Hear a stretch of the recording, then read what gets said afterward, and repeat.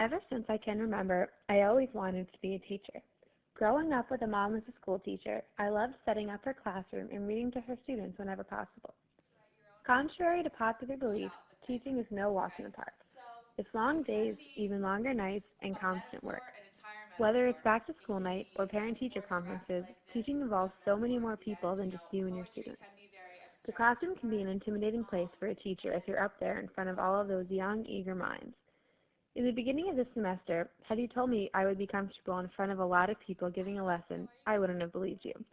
Through watching myself on video giving lessons and just the procedure alone of being in the class, I feel so much more comfortable and prepared to be a teacher someday in the future.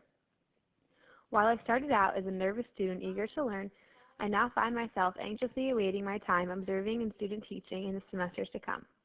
One of my favorite parts of this class was our field placement and tutoring in Lawton St. Johnson Middle School. While my 2Ds definitely proved to be a big challenge for me, I felt it was so rewarding to see how comfortable the students felt working with me after such a short amount of time. While I hope that I gave the students enough tips to improve their NJASC scores, I know that a teacher can only do so much, and then the student has to put in effort. Later this month, I will find myself in Haiti, the poorest country in the Western Hemisphere. This is an acknowledgeable journey where I will be giving back, spending time with children, and seeing the truth of a truly poverty-stricken country. This experience will open up my eyes to diversity, as ESL has, and will hopefully encourage me to teach in different areas of the world that could prove to be extremely rewarding. Jim Henson once said, "Kids don't remember what you tried to teach them. They remember what you are."